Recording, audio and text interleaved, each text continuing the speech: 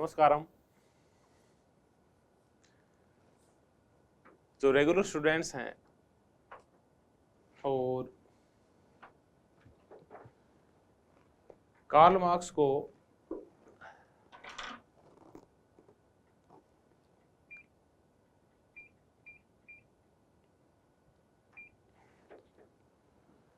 कई दिन से लगातार देख रहे हैं, वो ये सोच रहे होंगे कि कार्ल मार्क्स कंप्लीट क्यों नहीं हो रही। हालांकि कार्ल मार्क्स आलोचनात्मक मूल्यांकन के साथ ही कार्ल मार्क्स से संबंधित जो भी मेरे पास विचार थे या मैं जो कुछ आपको बताने वाला था वो कंप्लीट हो चुका है। लेकिन आज मैं आपको कुछ मजेदार और नई चीजें करवाने वाला हूं कार्ल मार्क्स से संबंधित, और मैं आपको कार्ल मार्क्स के समकालीन रूप हैं वो करवाऊंगा कि कार्ल मार्क्स के जो विचार थे उनको परिवर्तित किया गया, किस रूप में परिवर्तित किया गया, समय अनुकूल उनमें क्या बदलाव किए गए, क्या नवीन वैचारिक परिवर्तन हुए मार्क्सवाद के अंदर। मैं आपसे उन समकालीन मार्क्सवाद की उन धाराओं की चर्चा करूंगा, नव मार्क्सवाद की कुछ और नवीन धाराओं की चर्चा करूंगा, नियो मार्क्सिज्म के जो नवीन धाराएं हैं, नवीन अवधारणाएं हैं, आज मैं आपसे उनकी चर्चा करने वाला हूं। तो मैं आपको बताऊं कि मार्क्सवाद दो प्रकार का है। हमने शुरुआत में ही चर्चा की थी कि एक है वो मार्क्स जो वैज्ञानिक मार्क्स है, उसको हम प्रौढ़ मार्क्स बोलते हैं, और दूसरा है अलगाववाद और मानवतावाद वाला वो मार्क्स जिसको युवा मार्क्स बोलते हैं। तो हमने चर्चा की थी लुईस अल्थुजर की, हमने चर्चा की थी शुरुआत में मैक्लेलन की, रोमांड ओरा के बारे में थोड़ा सा बताया था, और डैनियल बेल के बारे में बताया था कि ये क्या कहते हैं। जो एपिस्टेमोलॉजिकल ब्रेक आता है, ज्ञान मीमांसीय अंतराल आता है कार्ल मार्क्स की रचनाओं में, कार्ल मार्क्स के विचारों में क्या बदलाव आए, पहले कैसे थे बाद में कैसे हुए, इसके अकॉर्डिंग हमने बांटा था। लेकिन खैर वो तो कार्ल मार्क्स के खुद के जीवन से संबंधित थे। कार्ल मार्क्स से जाने के बाद भी उनके जो समर्थक विचारक थे उनको भी अपन दो भागों में बांट लेते हैं। तो अपन मार्क्सवाद के दो रूपों की चर्चा करें।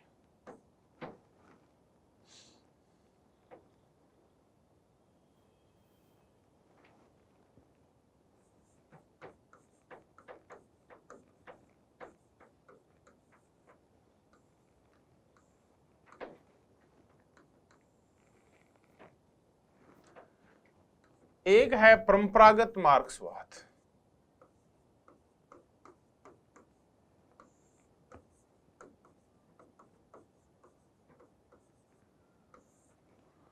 और दूसरा है नव मार्क्सवाद।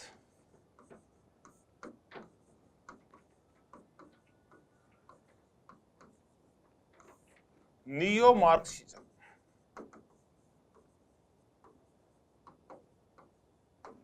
और ये है ट्रेडिशनल या ऑर्थोडॉक्स मार्क्सिज्म है। जो मार्क्सिज्म मार्क्स के उन सिद्धांतों को मानता है जो कि वैज्ञानिक समाजवाद से संबंधित है, विशेष करके आर्थिक निर्धारणवाद,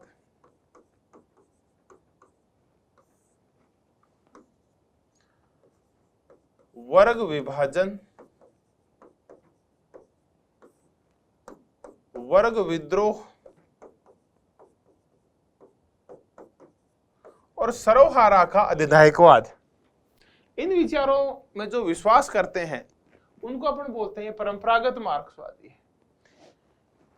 इतिहास की आर्थिक व्याख्या, ऐतिहासिक भौतिकवाद, ये इनमें विश्वास करते हैं, वो है ये वाले ऐतिहासिक भौतिकवाद। उनके लिए अपन कहते हैं कि ये वो विचारक हैं जो वैज्ञानिक समाजवाद में विश्वास करते हैं, प्रौढ़ मार्क्स के विचारों में विश्वास करते हैं, वो है परंपरागत मार्क्सवादी। आर्थिक तत्व ही मेन तत्व है, यही आधार है, बाकी अधिसंरचनाएं हैं, चाहे वो राज्य हो, विचारधारा हो, विश्वास हो, मूल्य हो, धर्म हो, शिक्षा हो, साहित्य हो, कला हो, ये सब की सब फिर अधिसंरचनाएं हैं, सुपर स्ट्रक्चर्स हैं जो आधार के ऊपर निर्भर है। वर्ग दो होंगे, वर्ग विद्रोह होगा, क्रांति होगी, ऐतिहासिक भौतिकतावाद होगा, इतिहास की जो व्याख्या की है कार्ल मार्क्स ने कि कैसे हम आदिम साम्यवाद से बढ़ते बढ़ते और अंत में साम्यवाद तक पहुंचेंगे। तो इन सब विचारों में जो विश्वास करते हैं उनको हम बोलते हैं परंपरागत मार्क्सवादी। परंपरागत मार्क्सवादियों की अगर हम चर्चा करें कि कौन कौन है परंपरागत मार्क्सवादी,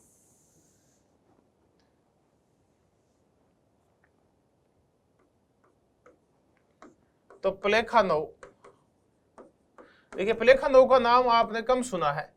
प्लेखानोव रूस के थे और लेनिन के बराबर के नेता थे। लेनिन जहां बोल्शेविकों के नेता थे, वहीं प्लेखानोव मेंशेविकों के, अल्पसंख्यक जो थे उनके नेता थे। मेंशेविकों के नेता प्लेखानोव थे, लेनिन थे, स्टालिन,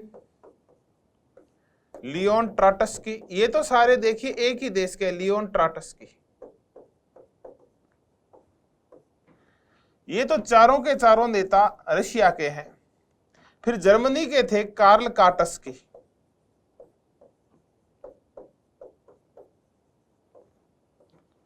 फिर पोलैंड की थी रोजा लग्जमबर्ग,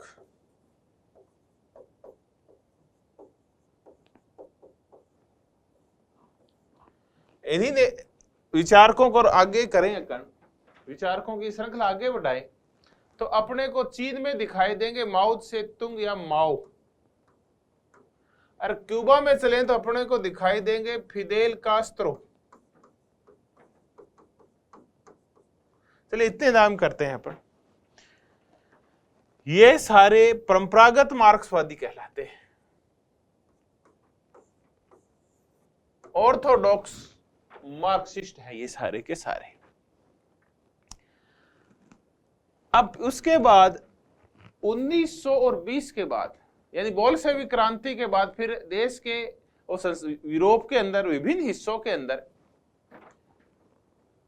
नव मार्क्सवाद का विकास हुआ। और विशेष करके जो स्टालिन ने जिस प्रकार की व्यक्तिगत तानाशाही स्थापित की, सर्वहारा के नाम के ऊपर, मजदूरों के नाम के ऊपर जो तानाशाही स्थापित की, कहां रशिया में पहले सर्वहारा की तानाशाही आनी थी, फिर साम्यवादी दल की तानाशाही आई, उसकी बजाय फिर अंत में एक व्यक्ति स्टालिन की तानाशाही आ गई। तो फिर उसके खिलाफ और परंपरागत मार्क्सवाद की जो अभी अवधारणाएं की थी, इनके खिलाफ फिर मार्क्सवाद के और रूपों का विकास हुआ। उनको अपन कहते हैं नव मार्क्सवादी। ये बहुत सारे हैं नव मार्क्सवादी हैं, ये बहुत सारी धाराएं हैं जो नव मार्क्सवाद रूपी समुद्र में मिलती है। तो ऐसी ही कुछ आज नव मार्क्सवादी, नियो मार्क्सिस्ट धाराओं की अपन चर्चा करेंगे। ये तो देखिए, ये नाम तो आपको याद है आराम तौर पे, प्लेखानोव, लेनिन, स्टालिन, ट्राटस्की, कार्ल काटस्की, रोजा लग्जमबर्ग, माओ से तुंग, फिदेल कास्त्रो, इनको तो आप कहीं ना कहीं सुनते और पढ़ते रहते हैं। ये सारे के सारे परंपरागत अर्थशास्त्री। हाँ, कम जो चर्चा सुनने में आती है वो नव मार्क्सवादियों की आती है।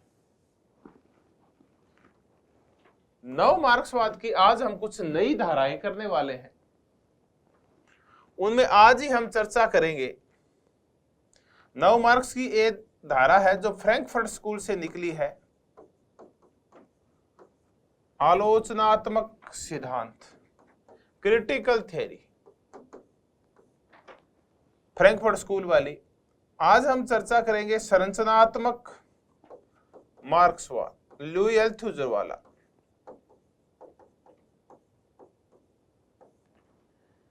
हम चर्चा कर लेंगे नव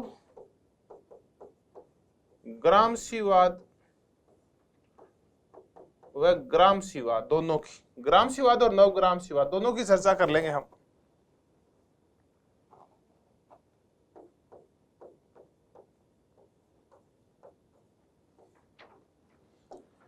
और हम एक और चर्चा कर लेंगे विश्लेषणात्मक मार्क्सवाद, एनालिटिकल मार्क्सिज्म, विश्लेषणात्मक मार्क्सवाद।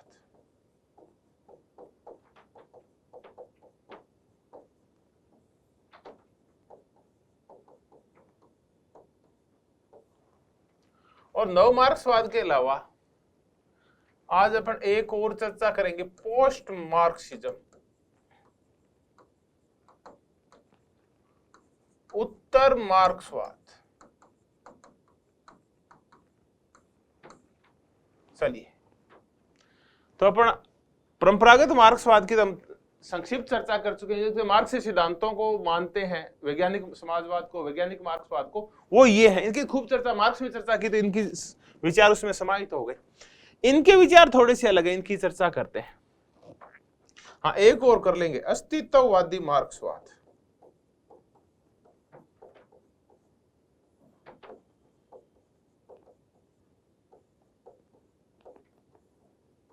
अस्तित्ववादी मार्क्सवाद।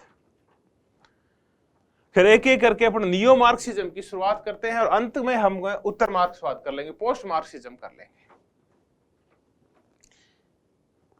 चलिए, हम बड़ी बड़ी थीम देखते हैं कि ये जितने भी हम सिद्धांत करेंगे, चाहे वो आलोचनात्मक सिद्धांत हो फ्रैंकफर्ट स्कूल वाला, चाहे वो संरचनात्मक मार्क्सवाद हो, चाहे वो नवग्रामसीवाद हो, ग्रामसीवाद हो, विश्लेषणात्मक मार्क्सवाद थोड़ा अलग होगा, या अस्तित्ववादी मार्क्सवाद हो, ये जिन सिद्धांतों को मानते हैं उनकी देखिए बड़े बड़ी चर्चा करते हैं।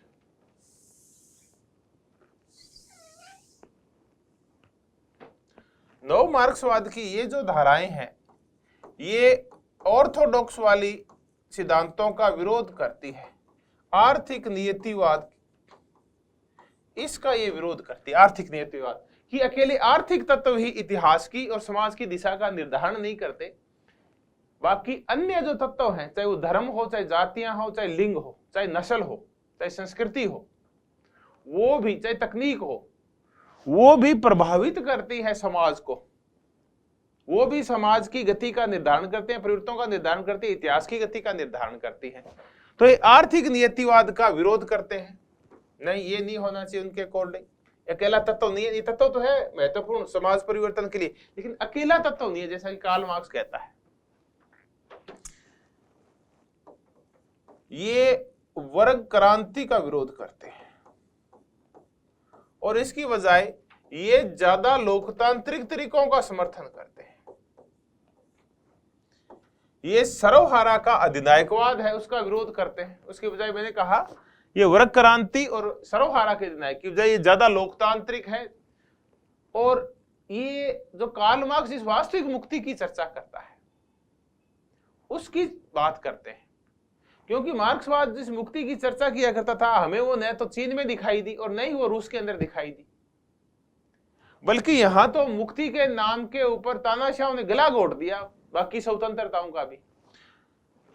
तो ये कार्ल मार्क्स के मुक्तिवादी जो सिद्धांत हैं, जिनकी हम चर्चा करते हैं कि जो अलगाव का सिद्धांत है, उसके ये समर्थक है। ये प्रत्येक प्रकार के अलगाव को दूर करना चाहते हैं, उसके ये समर्थक है। लेकिन वर्ग क्रांति के विरोधी हैं, आर्थिक नियतिवाद के विरोधी हैं। ये बल देते हैं स्वतंत्रता के ऊपर, ये बल देते हैं मानवतावाद के ऊपर।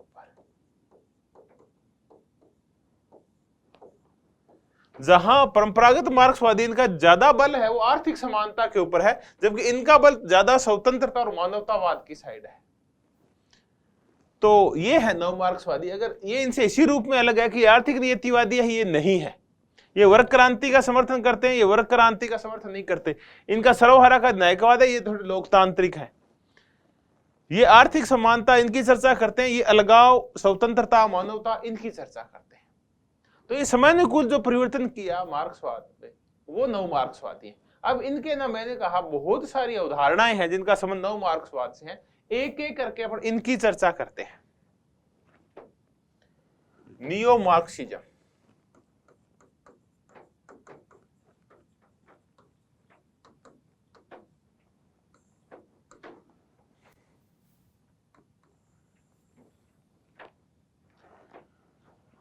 नियो मार्क्सिज्म की अपन तीन धाराओं की एक बार चर्चा करते हैं।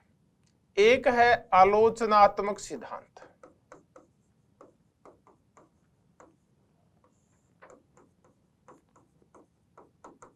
पहले इसकी चर्चा कर लेते हैं।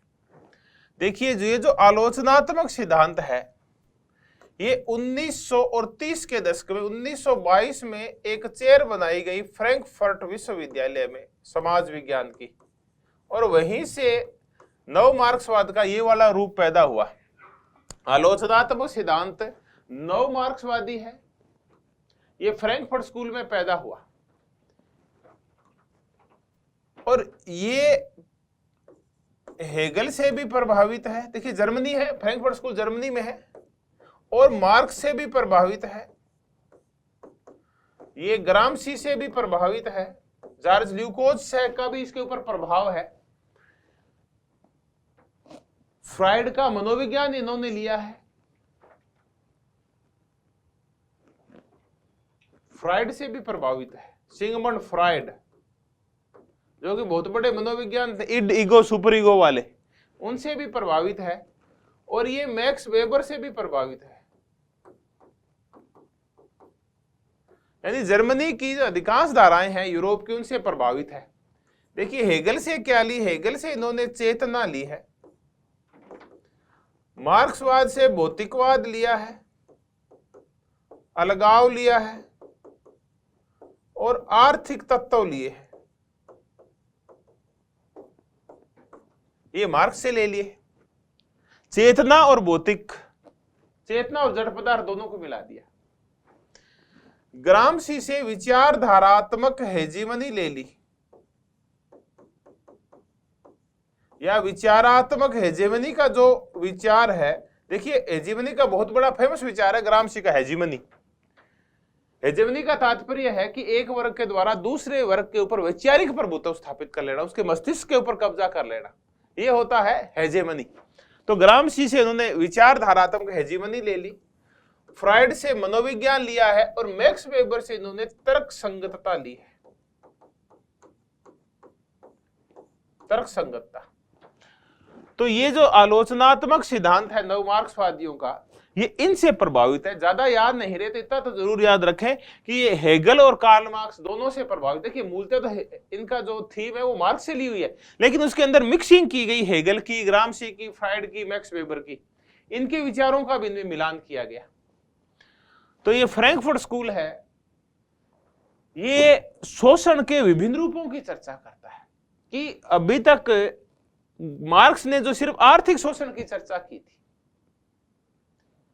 लेकिन शोषण तकनीकी भी होता है, शोषण लैंगिक भी होता है, शोषण जातीय भी, जैसे भारत में जातीय शोषण है, नस्लीय शोषण भी होता है, अमेरिका में गोरे काले का जो भेद है वो नस्लीय शोषण है।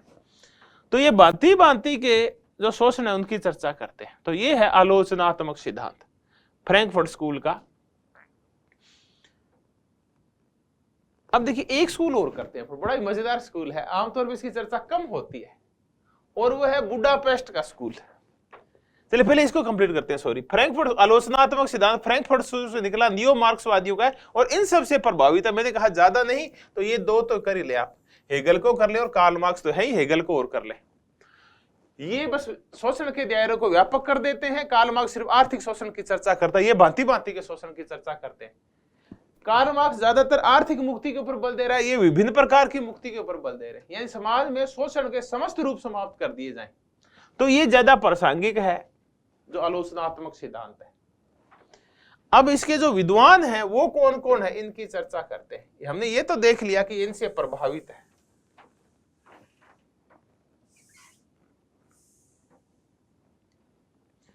देखिए इस स्कूल के जो विद्वान हैं उनमें है हर्खहाइमर। इस चेयर की जो संस्थापक हैं मुख्यतः वो हर्खहाइमर थे। ये पहली पीढ़ी के आलोचनात्मक सिद्धांत शास्त्र या फ्रैंकफर्ट स्कूल की पहली पीढ़ी के। इन्हीं के साथ फ्रैंकफर्ट स्कूल में एक और प्रोफेसर थे, थियोडोर एडोर्नो। ये दो तो है पहली पीढ़ी के विद्वान, हर्खहाइमर है, थियोडोर एडोर्नो है। जॉर्ज ल्यूकोज का भी इनके साथ संबंध है। फिर अगली पीढ़ी में यहां आए हैं बर्मास। फिर इसी पीढ़ी के और है हर्बर्ट मार्क्यूजे।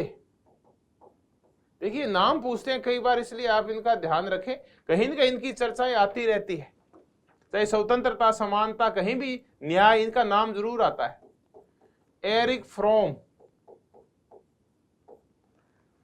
तो Horkheimer, Theodor Adorno, Habermas, Herbert Marcuse, Erich Fromm, ये वो विचारक है जिनका संबंध फ्रैंकफर्ट स्कूल है या आलोचनात्मक सिद्धांत से। ये नव मार्क्सवादियों का ही एक स्कूल है जो फ्रैंकफर्ट स्कूल है।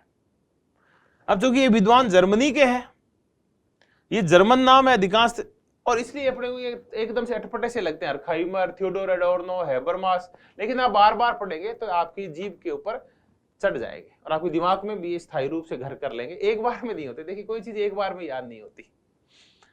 अब मैंने कहा मैंने एक फ्रैंकफर्ट स्कूल कराया, एक और मजेदार स्कूल करते हैं। 1956 में यूएसएसआर ने हंगरी के ऊपर हमला कर दिया था। अपने ही जो सैटेलाइट कंट्री था हंगरी, पूर्वी यूरोप का वो देश था जहां सेकेंड वर्ल्ड वॉर के बाद साम्यवादी व्यवस्था आई थी। सेकेंड वर्ल्ड वॉर के बाद जब शीत युद्ध आरंभ हो गया, एक तरफ पूंजीवादी शक्तियां इकट्ठी हो गई अमेरिका के नेतृत्व में, दूसरी तरफ साम्यवादी शक्तियां इकट्ठी हुई, साम्यवादी देश इकट्ठे हुए सोवियत संघ के नेतृत्व में। पश्चिमी यूरोप था, उसके ऊपर प्रभुत्व स्थापित हो गया अमेरिका का, पूर्वी यूरोप के ऊपर प्रभुत्व स्थापित हो गया सोवियत संघ का। तो पूर्वी यूरोप के जो देश साम्यवादी देश बने, साम्यवादी व्यवस्थाएं आई वहां, उन देशों में एक हंगरी भी था। इस हंगरी में तात्कालिक जो सत्ता थी, साम्यवादी सत्ता, उसके खिलाफ जब विद्रोह हुआ और वहां के शासकों ने इस व्यवस्था को भी बदलने की कोशिश की जन दबाव में, तब सोवियत संघ ने हंगरी के ऊपर हमला कर दिया, यानी अपने ही साथी के ऊपर हमला कर दिया सोवियत संघ ने। तो वहां इस हमले के बाद वहां फिर एक नए प्रकार का मार्क्सवाद आया जो सोवियत संघ में चलने वाले मार्क्सवाद से अलग था। वह एक नए स्कूल का विकास हुआ जिसको अपन बुडापेस्ट स्कूल बोलते हैं। अब ये बुडापेस्ट है, ये वहां की राजधानी है, बुडापेस्ट स्कूल। तो ये 1956 के बाद बना बुडापेस्ट स्कूल।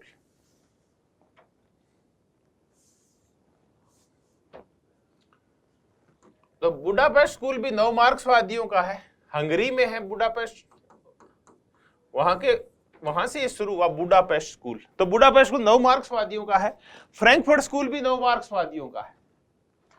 अब ये जो बुडापेस्ट स्कूल है, इसके ऊपर जो प्रभाव है वो है जॉर्ज ल्यूकोच का।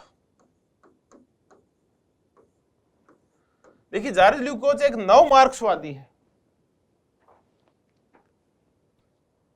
और जॉर्ज ल्यूकोच ने एक पुस्तक लिखी थी, हिस्ट्री ऑफ क्लास कॉन्शियसनेस। तो जॉर्ज ल्यूकोच की हिस्ट्री ऑफ क्लास कॉन्शियसनेस में अलगाव का सिद्धांत पहली बार प्रकट किया गया था। इसका तात्पर्य यह है कि फिर कार्ल मार्क्स का अलगाव का सिद्धांत, देखिए कार्ल मार्क्स का अलगाव का सिद्धांत उसके लगभग 10-11 साल बाद सामने आया था, 1932 में जाके।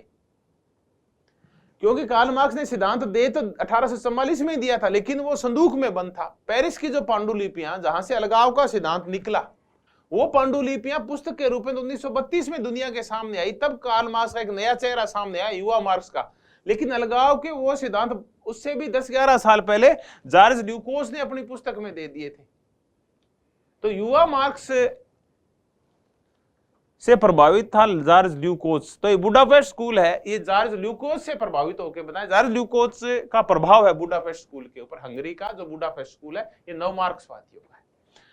तो हमने दो स्कूल किए नव मार्क्सवादियों के, एक फ्रैंकफर्ट स्कूल किया और एक बुडापेस्ट जो हंगरी में है, और फ्रैंकफर्ट था जर्मनी में। ये तो बहुत पहले की बात, 1922 की, ये 1956 के बाद की बात है।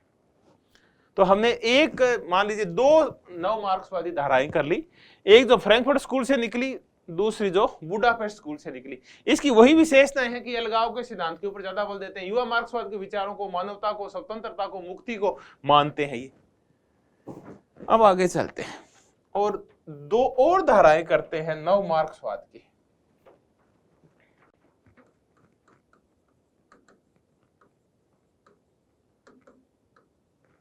नियो मार्क्सिज्म की दो और धाराएं। एक धारा है संरचनावाद,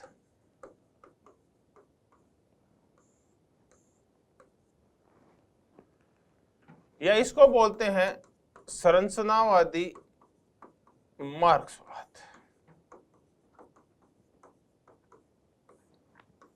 पहले इसको देखते हैं संरचनावादी मार्क्सवाद है क्या। देखिए कार्ल मार्क्स है वो आधार और अधिसंरचना दोनों को अलग अलग मानते हैं। ये कहते हैं नींव में आधार है, अधिसंरचना उसके ऊपर टिकी हुई है। तो अगर आपको कहीं से बदलाव करना है तो आप आधार में बदलाव कीजिए, अधिसंरचना अपने आप बदल जाएगी। तो प्राथमिक तत्व है वो आधार है, उत्पादन की प्रणाली है, मोड ऑफ प्रोडक्शन है। तो आप मोड ऑफ प्रोडक्शन को समझे, बाकी को आप छोड़ दीजिए। परिवर्तनों की शुरुआत है वो मोड ऑफ प्रोडक्शन, उत्पादन प्रणाली से कीजिए। सरकार, राज्य, विचारधाराएं सब कुछ फिर बदल जाएंगे। इसका मतलब आधार अलग है, अधिसंरचनाएं अलग है। लेकिन संरचनावादी मार्क्सवाद कहता है ये तो नहीं होता ऐसा। तो अगर आप किसी भी संरचना को पूर्णतः समझना चाहते हैं तो आधार और अधिसंरचनाओं को आपस में मिलाना पड़ेगा। अगर आप इस पूरे कमरे को समझना चाहते हैं तो ये नहीं कह सकते हम इसको नींव के माध्यम से समझेंगे, नहीं, आपको इसका पूरा होल स्ट्रक्चर देखना पड़ेगा इस रूम को समझना है। तो संरचनावादियों का यह कहना है कि कार्ल मार्क्स संरचना को अलग अलग तरीके से समझने की कोशिश करते हैं, उसको उत्पादन प्रणाली में और सुपर स्ट्रक्चर में बांट लेते हैं, उसको बेस और सुपर स्ट्रक्चर में बांट लेते हैं। जबकि नहीं, ऐसा नहीं। अगर किसी भी सामाजिक स्ट्रक्चर को, सामाजिक ढांचे को समझना हो तो आपको उसके समस्त तत्वों को आपस में जोड़ के समझना होगा। चलिए, बॉडी एक स्ट्रक्चर है, अगर आप इसको पूर्णतः समझना चाहते हैं तो आपको इसका मस्तिष्क को समझना होगा, हाथ और पैरों को समझना होगा, लंग्स को समझना होगा, रुधिर तंत्र को समझना होगा, श्वसन तंत्र को समझना होगा, पाचन तंत्र को समझना होगा, क्योंकि सारे एक दूसरे के ऊपर निर्भर है, इंटरडिपेंडेंट नहीं है। तो संरचनावाद ये कहता है कि चाहे वो आर्थिक तत्व हो, चाहे राजनीतिक तत्व हो, चाहे धार्मिक तत्व हो, इन सब तत्वों को हम एक साथ मिला के ही समझ सकते हैं। समाज सिर्फ आर्थिक तत्वों से नहीं बनता, बल्कि समाज में राज्य भी है, विचारधारा भी है, विश्वास भी है, मूल्य भी है, कला भी है, साहित्य भी है, शिक्षा भी है। इनको हम आपस में जोड़ के समझेंगे। तो क्या राज्य में सिर्फ समाज में बाजार होता नहीं, राजनीतिक गतिविधियां भी होती है। जबकि कार्ल मार्क्स सिर्फ आर्थिक गतिविधियों को मानते हैं, ये समस्त प्रकार की गतिविधियों को जोड़ के और पूरी संरचना को समझना चाहते हैं।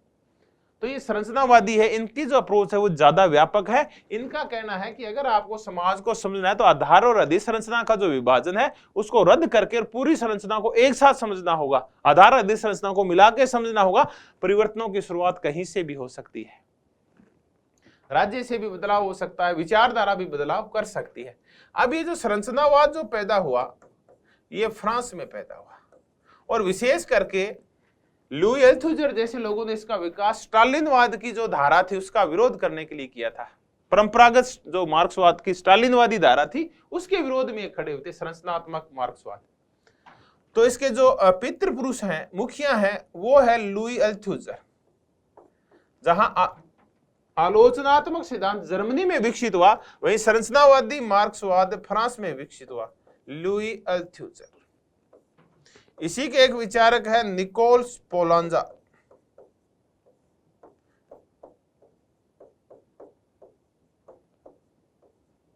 निकोल स्पोलांजा गोदिलियर है, अपन दो ही कर लेते हैं। चलिए, तो निकोल स्पोलांजा और लुई अल्थुजर है, वो संरचनात्मक मार्क्सवादी हैं और फ्रांस के हैं।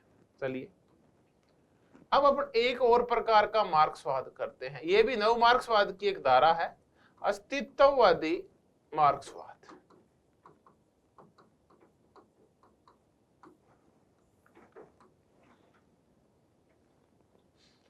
और इसके जो प्रेरक है वो है जीन पाल सार्त्रे। जीन पाल सार्त्रे, और जीन पाल सार्त्रे भी फ्रांस के हैं।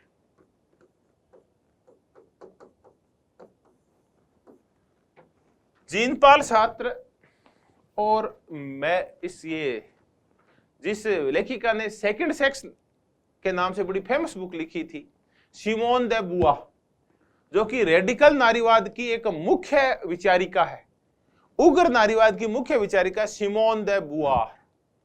सेकंड सेक्स इनकी बड़ी फेमस कृति है। उनके और जीन पाल सार्त्रे, ये दरअसल दोनों बहुत अच्छे दोस्त थे, साथ रहा करते थे। जीन पाल सार्त्रे को साहित्य के नोबेल पुरस्कार के लिए नामित किया गया, लेकिन जीन पाल सार्त्रे ने वो पुरस्कार लेने से मना कर दिया। जीन पाल सार्त्रे ने यह कह के मना कर दिया कि जो नोबेल कमेटी है ये मेरे साहित्य का, मेरे विचारों का, मेरे ज्ञान का निश्चय थोड़ी करेगी। ये तो मेरा ज्ञान क्या है इसका निश्चय मैं करूंगा, मेरा ज्ञान कितना सर्वोच्च है इसका निश्चय या तो पढ़ने वाला पाठक करेगा या मैं करूंगा। कोई और मेरे अस्तित्व का निर्धारण, मेरे ज्ञान का निर्धारण नहीं कर सकता। तो इन्होंने मना कर दिया था नोबेल लेने से। ऐसे महान विचारक थे फ्रांस के जीन पॉल सार्त्र। तो जीन पॉल सार्त्र है, उनका अस्तित्ववादी मार्क्सवाद है। ये कहता है कि प्रत्येक व्यक्ति मुक्त होने के लिए अभिशप्त है। बहुत जोरदार विचार है इनका। देखिए, मुक्ति की चर्चा तो कार्ल मार्क्स भी करते हैं, लेकिन ये इस मुक्ति की और चर्चा करते हैं कि प्रत्येक व्यक्ति स्वतंत्र होने के लिए, प्रत्येक व्यक्ति मुक्त होने के लिए, स्वतंत्र होने के लिए अभिशप्त है। बहुत ही फेमस वाक्य इनका, छोटा सा ही। यानी आपको हर हालात में मुक्त और स्वतंत्र होना पड़ेगा। यानी प्रत्येक व्यक्ति की नियति होती है कि मुक्त और स्वतंत्र हो। अब हम अस्तित्ववाद को समझते हैं कि अस्तित्ववाद है क्या। जीन पॉल सार्त्रे कहते हैं कि बाकी सभी तत्वों से पहले आता है अस्तित्ववाद। यानी ये विरोध करते हैं आर्थिक नियतिवाद का, ये विरोध करते हैं इतिहास की आर्थिक व्याख्या का, जो कि कार्ल मार्क्स ने की है। क्योंकि आर्थिक नियतिवाद ये कहता है कि प्रत्येक चीज की नियति आर्थिक तत्व निर्धारित करते हैं। तो व्यक्ति कुछ निर्धारित नहीं करता, बल्कि यंत्र निर्धारित करते हैं। यंत्रों का मालिकाना हक निर्धारित करता है कि किसको क्या मिलेगा। तो व्यक्ति ने कहां निर्धारित किया? वो तो उत्पादन के यंत्र निर्धारित करेंगे। उत्पादन के यंत्रों के ऊपर, उत्पादन की प्रणाली के ऊपर जिनका कब्जा होगा वो अमीर होंगे, जिनका नहीं होगा वो गरीब होंगे। तो आर्थिक तत्व प्रत्येक व्यक्ति का भाग्य निर्धारित कर रहे हैं। व्यक्ति अपने अस्तित्व का निर्धारण करने के लिए स्वतंत्र नहीं है। इतिहास की निश्चित धारा है और उत्पादन प्रणाली के माध्यम से वो चलती है, वही उसको धक्का देती है। व्यक्ति उसको धक्का नहीं देते, मानव धक्का नहीं दे रहे हैं उसको, बल्कि उत्पादन की प्रणाली इतिहास को धक्का दे रही है। कार्ल मार्क्स ये कह रहे हैं। जीन पॉल सार्त्रे कहते नहीं, ऐसा नहीं है। व्यक्ति अपना इतिहास स्वयं बताते हैं, लेकिन आर्थिक तत्व हैं वो नहीं बताते, जैसे कार्ल मार्क्स कह रहे हैं।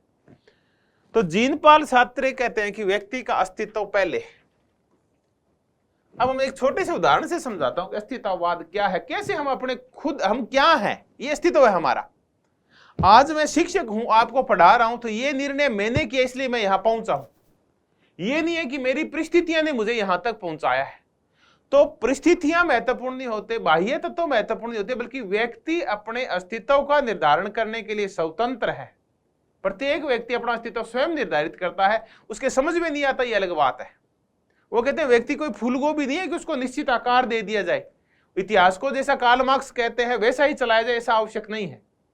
आर्थिक तत्वों का निर्धारण या आर्थिक तत्व भी मानव के अस्तित्व का निर्धारण नहीं करेंगे। मानव अपने अस्तित्व का निर्धारण स्वयं करेगा। जैसे ये कहते हैं कि एक उदाहरण से समझते हैं अस्तित्ववाद क्या है। कि एक लड़का पढ़ा करता था स्कूल में, अच्छी उसकी शिक्षा चल रही थी। अचानक क्या होता है, एक दिन उसके पिता की मृत्यु हो जाती है। अब पिता की मृत्यु होने के बाद वो बच्चा विद्यालय छोड़कर, स्कूल छोड़ के, अपनी शिक्षा का त्याग करके और एक बनिए के यहां काम करने लग जाता है। अब चलते हैं कि वो बच्चा वहां बनिए के यहां क्यों काम करता है। क्योंकि अब उसका घर चलाना मुश्किल हो गया। उसके पिता जो कमाने वाले एकमात्र व्यक्ति थे वो अब नहीं है, तो मां और भाई बहनों की जिम्मेवारी उस बच्चे को वहन करनी पड़ रही, इसलिए वो काम करता है। इसका तात्पर्य यह है कि वो बच्चा परिस्थितियों का गुलाम है, उसके हाथ में नहीं था। वो तो पढ़ना चाह रहा था, लेकिन वो तो अब तो बढ़िया कि नौकरी करता है वो, तो कहां है उसका अस्तित्व स्वतंत्र। जीन पॉल सार्त्रे कहते हैं कि नहीं, ऐसा नहीं है। उस बच्चे के पास और भी रास्ते थे। उस बच्चे के पास एक रास्ता यह था कि वह आत्महत्या कर लेता, जरूरी था बढ़िया की नौकरी करनी। दूसरा रास्ता यह था कि वो बढ़िया की नौकरी करता रात को और दिन में पढ़ता, स्कूल जाता। तीसरा रास्ता यह था कि वो मना कर देता कि मैं तो पढ़ूंगा चाहे कोई हालात हो जाए, मैं तो बढ़िया की नौकरी करूंगा नहीं, तुम जानो तुम्हारा काम जाने। तीसरा रास्ता यह था। चौथा रास्ता यह था कि वो किसी के पैर पकड़ता, चाहे कहीं से सहायता लेता, चाहे किसी से स्कॉलरशिप लेता और वो पढ़ाई जारी रखता। पांचवा रास्ता यह था कि वो घर छोड़ के ही भाग जाता। तो वो घर छोड़ के भाग जाता, आत्महत्या कर लेता, पढ़ाई जारी रखता। तो ये खुद वो निर्धारित करता, लेकिन उसने क्या किया, खुद निर्धारण किया कि मैं तो बढ़िया कि यहां नौकरी करूंगा। तो ये परिस्थितियां नहीं थी जिसने उसको ये रूप दिया, बल्कि उसने खुद ने निर्धारण किया था अपने अस्तित्व का कि मैं तो यहां बढ़िया कि यही काम करूंगा। वो चाहता था अपने अस्तित्व को और कोई भी रूप दे सकता था। तो आप परिस्थितियों के गुलाम नहीं है, बल्कि आप अपने अस्तित्व का निर्धारण खुद करते हैं। बस ये है कि आप उसके निर्धारण के लिए प्रयास कितने करते हैं, ये तो फिर हर एक व्यक्ति के ऊपर निर्भर है। तो आप प्रयास करें तो आप अपने अस्तित्व का रूप बदल भी सकते हैं। मैं छोटी सी तरह मेरे बारे में बताता हूं। मेरे जो आज का जो मेरा वर्तमान अस्तित्व है, कि जहां मैं आप शिक्षक के रूप में आपके सामने खड़ा हूं, तो मेरे अस्तित्व का निर्धारण किसने किया? तो ये मैंने खुद ने किया। आज से लगभग 7-8 साल, 10 साल पहले, मान लीजिए 7-8 साल पहले या 10 साल पहले, मैंने खेत, एक शिक्षक था गांव में ही, और गांव के पास ही मेरी पोस्टिंग थी। और वहां जो भी स्कूल का समय बचता, या तो मैं पढ़ने में व्यतीत करता स्कूल के समय के अलावा, या फिर मैं क्या करता, मेरे खेत संभालता। तो मैंने अपना जीवन निश्चित कर लिया था कि खेत संभालने हैं और प्राइमरी एजुकेशन तक रहना है और छोटा मोटा पढ़ना है। तो अगर मैं पहले वहां तक था, फिर मैंने कहा नहीं, इस अस्तित्व को नया रूप देते हैं। फिर मैंने दोबारा पढ़ाई शुरू की, फिर ग्रेड 2 में आया, ग्रेड 1 में आया, फिर असिस्टेंट प्रोफेसर में भर्ती हो गया। तो आज मैं इस जहां भी पहुंचा हूं, मुद्दा ये नहीं कि मैं आज क्या हूं, मुद्दा ये है कि ये जो मेरा अस्तित्व था, इसका निर्धारण मैंने खुद किया है। अगर मैं हार मान लेता तो मैं वहीं रहता, तो मेरा अस्तित्व वो था। अगर मैंने प्रयास किया तो मेरा अस्तित्व बदल भी लिया।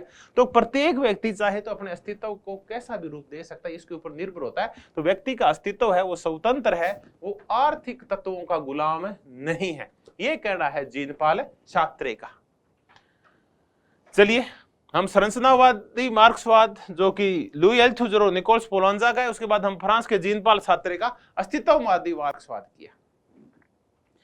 अब हम 2 रूप और कर लेते हैं। नव मार्क्सवाद के 2 रूप हैं, एक ग्रामसीवाद है और उसी से निकला हुआ एक नव ग्रामसीवाद है। तो अब ग्रामसीवाद और नव ग्रामसीवाद की चर्चा करते हैं।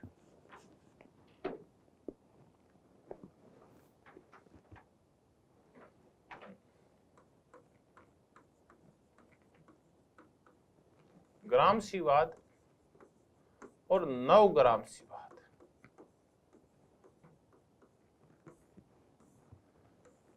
जहां कार्ल मार्क्स सिर्फ आर्थिक तत्वों पे बल देता है, सॉरी, मार्क्सवाद आर्थिक तत्वों पे बल देता है, कार्ल मार्क्स आर्थिक नियतिवाद पे बल देता है और भौतिकतावाद पे बल देता है। वहीं जो ग्रामसीवाद है, ये विचारधारा पर बल देता है। ये आर्थिक प्रभुत्व की बजाय कि इसके साथ साथ एक और है, वो है वैचारिक प्रभुत्व या विचार प्रभुत्व।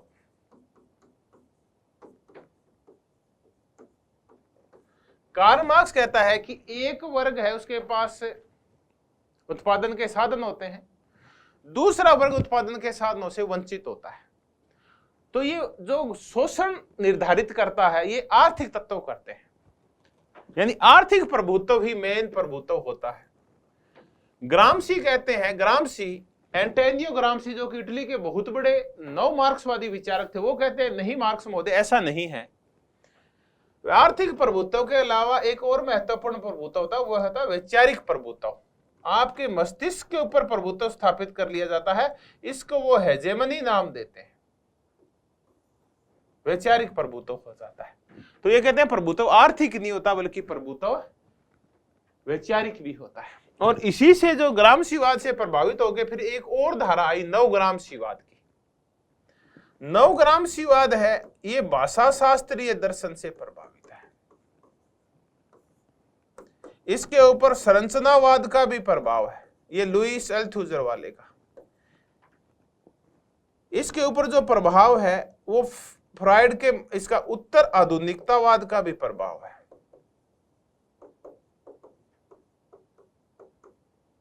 पोस्ट मॉडर्निज्म, स्ट्रक्चरलिज्म और लिंग्विस्टिक जो धारा है, उसका प्रभाव है।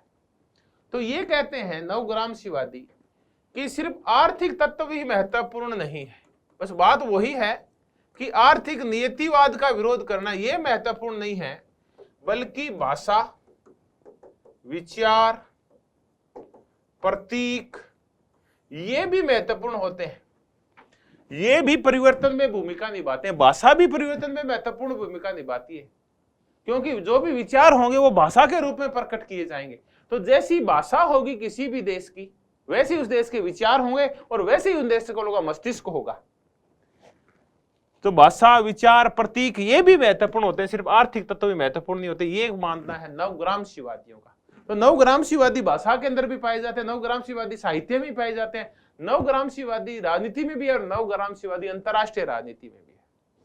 हाँ, अंतरराष्ट्रीय राजनीति में जो नवग्रामशी पाए जाते हैं, अंतरराष्ट्रीय राजनीति में वो दो विचारक बड़े फेमस है। अंतरराष्ट्रीय राजनीति में जब अंतरराष्ट्रीय इंटरनेशनल पॉलिटिक्स की जब कभी अपने को मौका मिलेगा थेरीज करने का, अंतरराष्ट्रीय राजनीति के सिद्धांत करने का मौका मिलेगा, तब अपन चर्चा करेंगे इनकी। ऐसा ही एक व्यक्ति है रॉबर्ट कोक्स, और ऐसा ही एक व्यक्ति है स्टीफन गिल।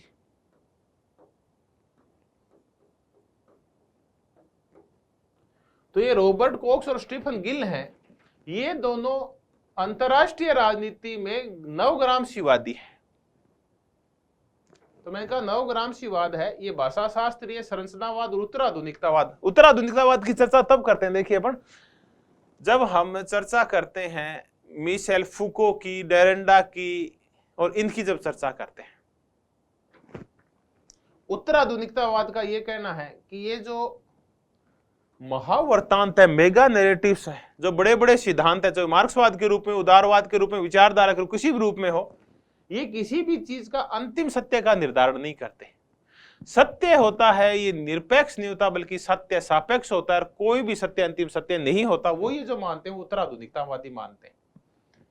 तो ये हमने नवग्रामशीवाद किया। तो ज्यादा नहीं, ग्रामशीवाद है उतना इतना याद रखें कि ग्रामशीवाद है वो निकला हुआ है एंटोनियो ग्रामशी, जो कि इटली का विचारक था, उसके विचारों से, और इसका प्रमुख विचार है हेजेमनी।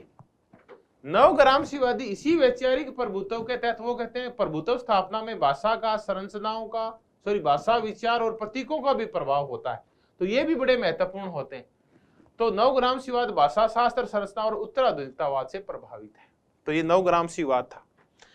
अब हम एक और धाराएं कर लेते हैं मार्क्सवाद की, जो समकालीन धाराएं हैं, और फिर इस मुद्दे को कंप्लीट करते हैं। कुछ समकालीन मार्क्सवाद की और धाराएं हैं, कंटेम्परेरी जो मार्क्सवाद है उसकी धाराएं हैं।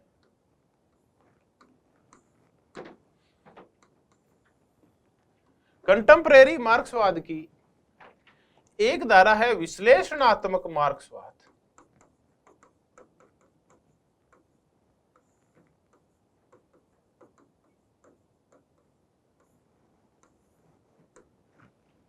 और ये है Gerald A Cohen, ji A Cohen.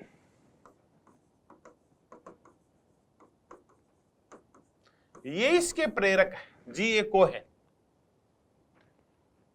Cohen की एक पुस्तक है Karl Marx a theory of history, और ये 1978 में आई थी, Karl Marx theory of history.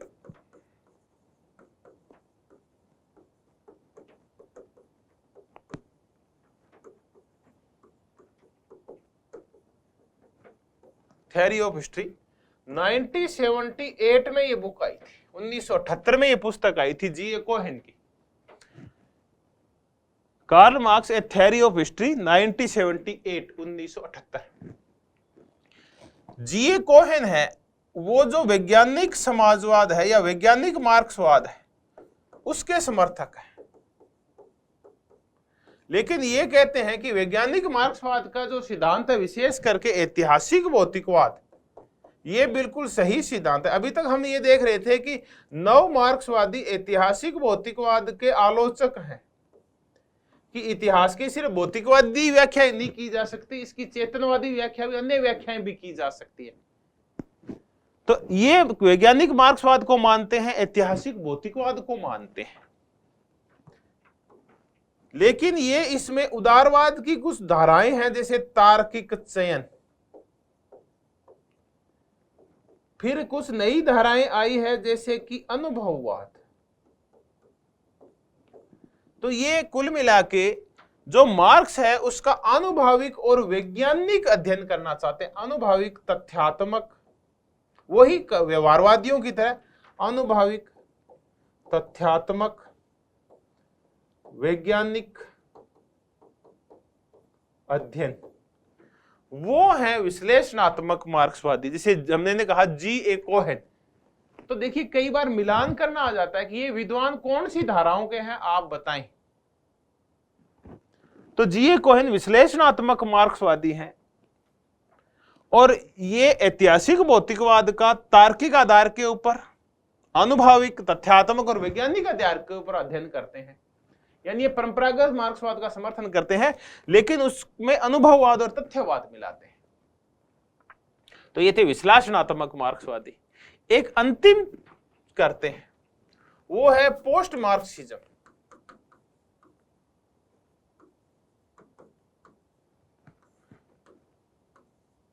उत्तर मार्क्सवाद। देखिए इसके जो विचारक हैं वो है माउफे और लेक्लाउ। माउफे अर्नेस्टो लेक्लाउ और चैंटाल माउफे। तो लेक्लाउ और माउफे इसके विचारक हैं।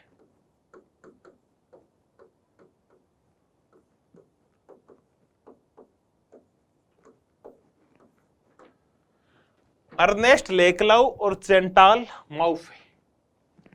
ये वाला जो मार्क्सवाद है, जो इसको हम उत्तर मार्क्सवाद कहते हैं, ये कहते हैं अब मार्क्स का जमाना चला गया है।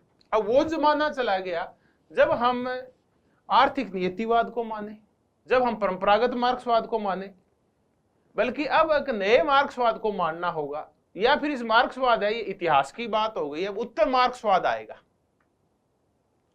क्योंकि अब युग है, ये बदल गया है, पूंजीवादी युग नहीं है बल्कि तकनीकी युग आ गया है।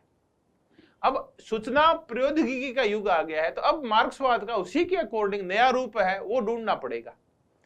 जहां पहले हम पूंजीपतियों का विरोध किया करते थे, आर्थिक प्रभुत्व का विरोध किया करते थे, अब तकनीकी प्रभुत्व का विरोध करना होगा, ये करके और उत्तर मार्क्सवाद आया है। तो आप याद रखें, जो पोस्ट मार्क्सिज्म आया है, उत्तर मार्क्सवाद आया है, वो लेक्लाउ व माउफे का आया है।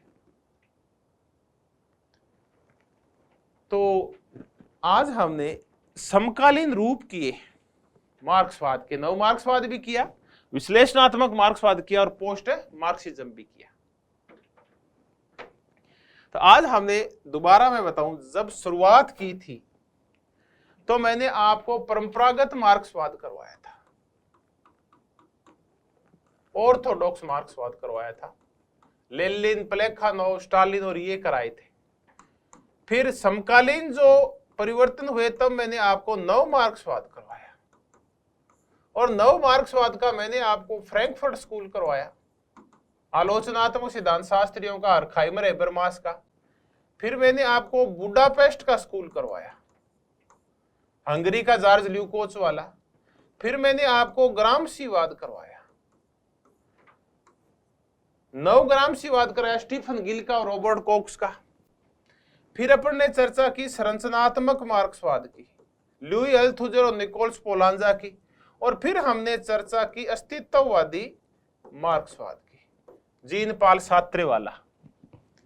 फिर हमने एक और अर्थशास्त्र मार्क्सवाद किया, विश्लेषणात्मक मार्क्सवाद, G.A. कोहेन का, जो कि मार्क्स का वैज्ञानिक और तथ्यात्मक अध्ययन करते हैं। और अंत में हमने चर्चा की पोस्ट मार्क्सिज्म की। और पोस्ट मार्क्सिज्म है वो है लेक्लाउ और माउफे का। चलिए जी, तो ये हमने आज चर्चा की। उम्मीद है कि आपको कुछ नया ज्ञान मिल पाया होगा मेरी वजह से, कुछ नई चीजें आप सीख पाए होंगे। इसी उम्मीद के साथ आप लगातार बने रहिए, और जैसा कि आज तक आपका समर्थन मिला है, मैं ये मानता हूं कि आपका ऐसा प्रेम, सहयोग, समर्थन मुझे मिलता रहेगा। तो धन्यवाद, बहुत बहुत धन्यवाद।